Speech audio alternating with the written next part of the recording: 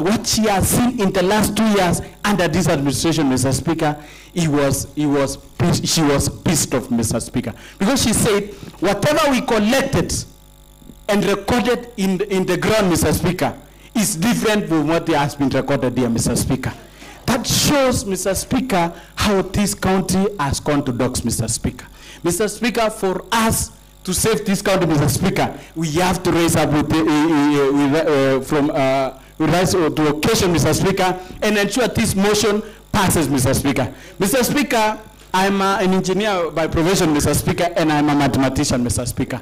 And the mathematics, and there is one thing which has been a very difficult maths to be handled by all mathematicians, Mr. Speaker. Mr. Speaker, if you give a single person here to count 1 billion shilling, he will count it in a simple manner, Mr. Speaker. But when you give a single person to count 100 votes, he cannot, Mr. Speaker. This is the same as now as being in this quagmire. Because, Mr. Speaker, we are even unable to do for class 4 mathematics to define what is a third, what is 2/3, Mr. Speaker. Mr. Speaker, Mr. Speaker, I have a high regards to the Deputy Speaker of this House, Mr. Speaker. Because every now and in time when he sits there, Mr. Speaker, he normally used to say, Mr. Speaker, we need to have 16 members to form a third, which forms the quorum of this House, Mr. Speaker. If 16 members forms a third, Mr. Speaker, what makes, what is 2/3 now? Simple mathematics, which doesn't need a calculator, Mr. Speaker. You just say 47, you less 16, you get 31. Number 2, Mr. Speaker, we are dealing with human beings. We are not dealing with ceilings and cents, Mr. Speaker. Even if we go to the fraction way, let's say a third, 1/3 over 47, it is 15.66. So because it is beyond 5, we round out to the nearest digit, that forms 16. That is why we have our quorum as 16, Mr. Speaker. Mr. Speaker, 2/3 of 47 makes 31.33, Mr. Speaker. We don't have 0.33 of a person, so we round off to the nearest decimal point, Mr. Speaker. That forms 31. Simple mathematics, which was taught in class 4, which doesn't need even interpretation. Mr. Speaker, as I finalize, Mr. Speaker, I know you are more informed than us, Mr. Speaker, and I know we have several case laws, we have several incidences whereby most of the assemblies and most of the has been found themselves in this quagmire, and there must be a ruling. So, Mr. Speaker, you guide the Honorable House and inform those honorable members that, Mr. Speaker, this is a game of wits. Thank you. Thank you. I support the motion. Lastly, the Honorable Anthony RUTO.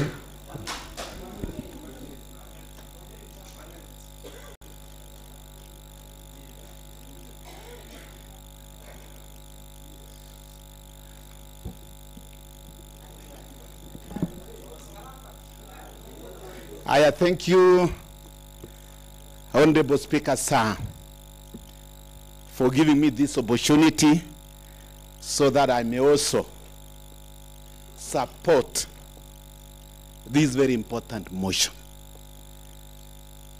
I want to congratulate and applaud the 21 honorable members, 31 honorable members who chose to take a very hard decision. Honorable members, Honorable Speaker, sir, a good leader shows the way and walks the way. And it comes a time when a good leader has to make hard decisions. It is at this particular time where we are required to make hard decisions. I want to congratulate you for taking those hard decisions to end status quo in KERICHO County. It is common sense that KERICHO County is among 47 counties in Kenya. But it is among those ones that are endowed with a lot of resources. It is very unfortunate. It is shameful for counties like Homa Bay, Wajir, Turkana, collecting over 1.something billion in terms of their own source of revenue. KERICHO is doing at 300, 200. Very unfortunate. Very unfortunate. Honorable Speaker, sir, I was a teacher for a long time. And when a school performs poorly, the head teacher takes the responsibility. When an institution performs poorly, it is the head teacher that takes the responsibility. KERICHO County is performing poorly. The person who is supposed to take responsibility is the governor, Dr. Eric MUTAHI. Honorable Speaker, sir, for instance, in Kipkelion, we have 30 acres of coffee.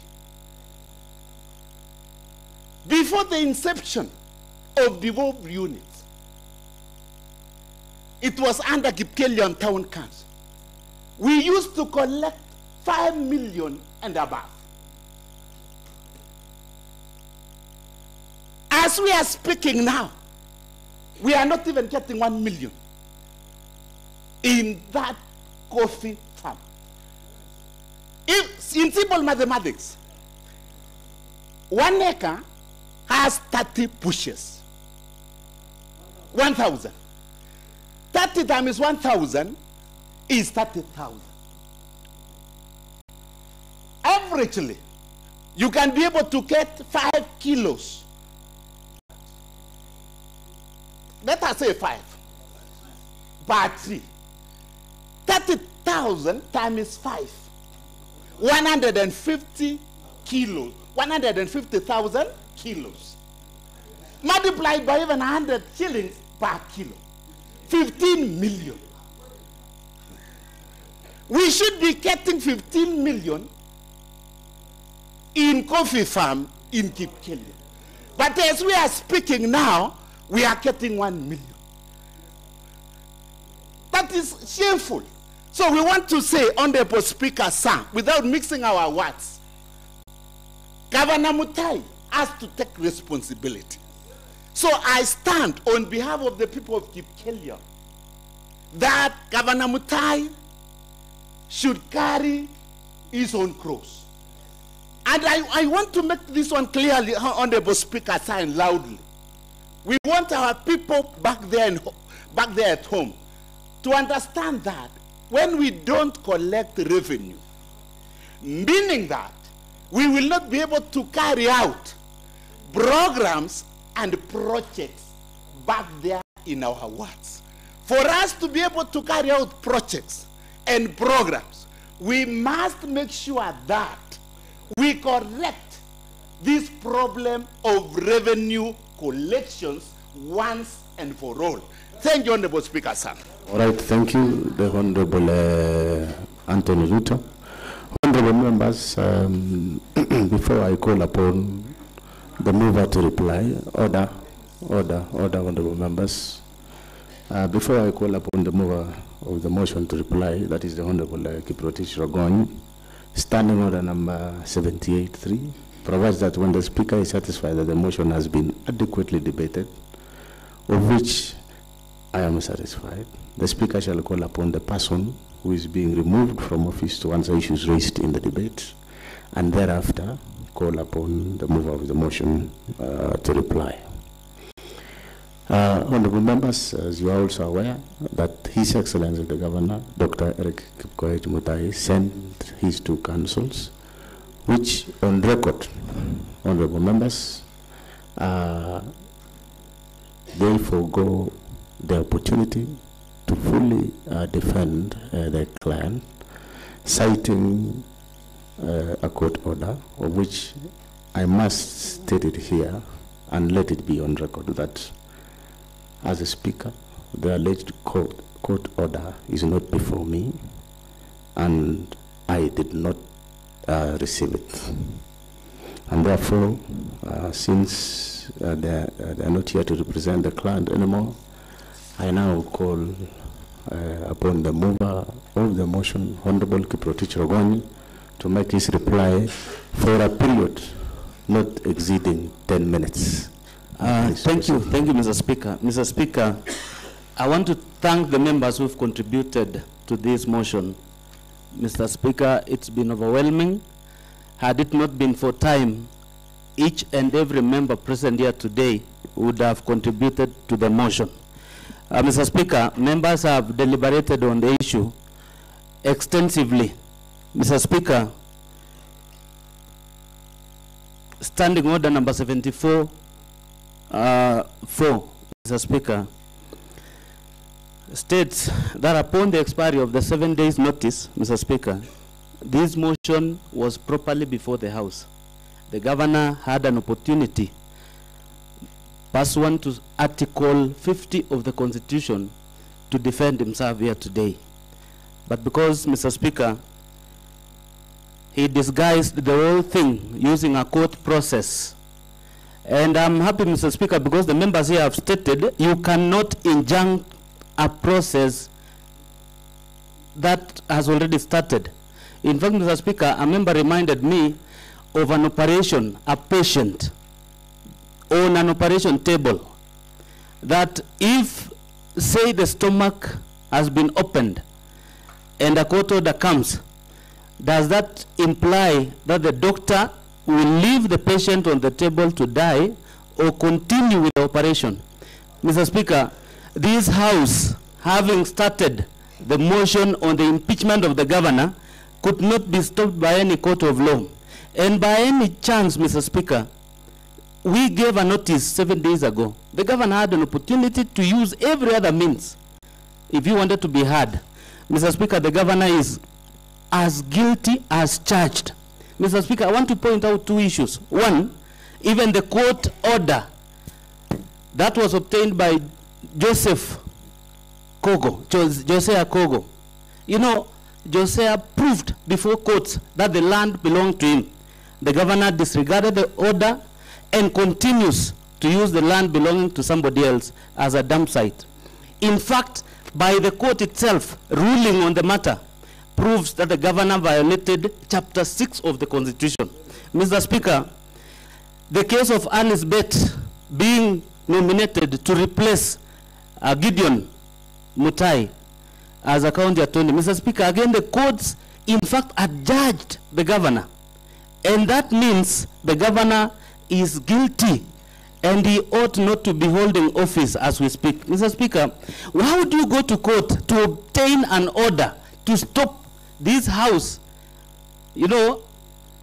stating rightfully that you violated Chapter 6 of the Constitution? Mr. Speaker, this governor, after this, and I want to beseech the members, when the voting comes, let us vote to impeach this governor. He has no place in this county. Mr. Speaker, I want to give you three issues. Number one, Article 1 of the Constitution, the sovereign power of it belongs to the people of Kenya. And the same power is exercised both ways. One, directly by the people, or indirectly by the people elected to represent those people. Mr. Speaker, we sat as a House, given the mandate by the people, to ensure their issues are heard and determined.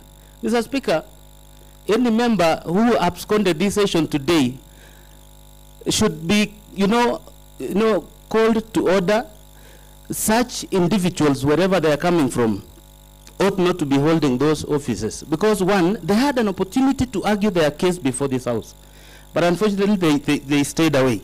Mr. Speaker, Article 2 of the Constitution, the supremacy of this Constitution, it binds everyone, all the state officers and state organs. Mr. Speaker, the governor is bound by the same Constitution. Unfortunately, he has gone an extra mile and disobeyed the same constitution, Mr. Speaker, this governor should, stands impeached. And lastly, Mr. Speaker, Article 3 of the Constitution, the defense of this Constitution. We have that opportunity to defend the Constitution. That is the guiding principle in this country, Mr. Speaker. Now, where we have a governor who's violated every single article of the Constitution, he shouldn't be allowed to continue governing this county. Lastly, Mr. Speaker, in Kable Lartet ward, my neighboring ward, there is a nurse who retired. The facility was closed for 3 months because there is no staff hired because of lack of revenues. Mr. Speaker, the people had to demonstrate for the Department of Health to go and pick one of the nurses in one of the facilities. Mr. Speaker, my ward, we have a sub-county hospital called Sigawit. I went there one night, and there is a nurse who covered both the outpatient department and the inpatient, that is the wards. Mr. Speaker, these staffs are overwhelmed. Go to district hospital here, people complain for lack of service delivery because we do not have the personnel. And the personnel is hired by the county if we had revenues. This governor, Mr. Speaker, ensured that all the money is meant for this county is stolen for us not to get the service that people ought to get. As we speak, Mr. Speaker, I have a facility in my ward called Coilsir Dispensary. I know of a facility in Soliat ward which is ready for commissioning, but there is no staff. In Cheboin ward, we have the same facility, but without staff. Anytime we go to to those places, people keep on asking, why has the facility not been opened? And our answer is because we do not have staff. Raya do not understand who is supposed to get them that staff to run the facility. Mr. Speaker, this governor failed this county.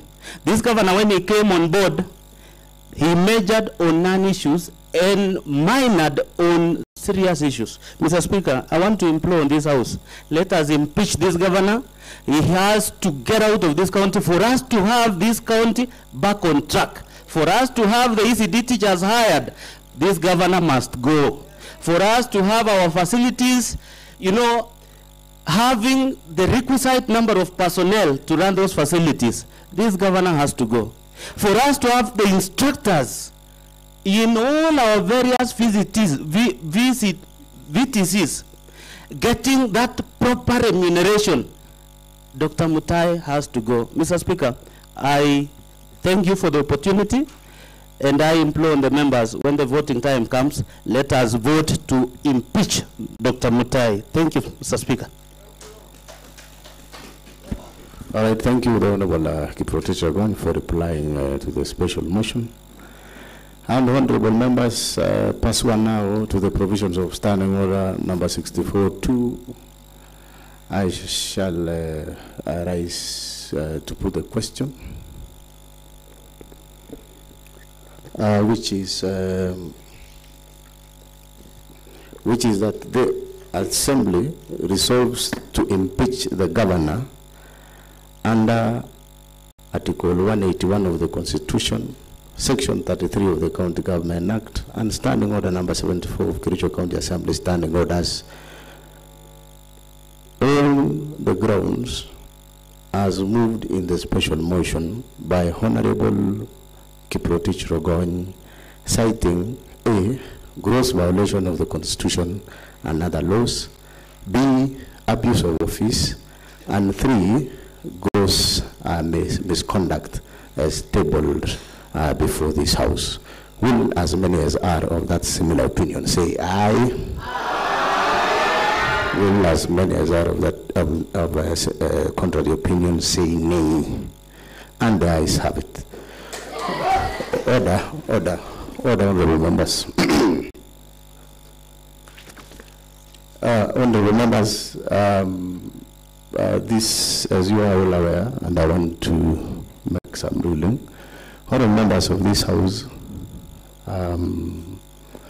This morning we received a list of the members that have resolved that they shall not participate or will not attend this morning session. But I will give an opportunity, probably, if one of them or so may have arrived.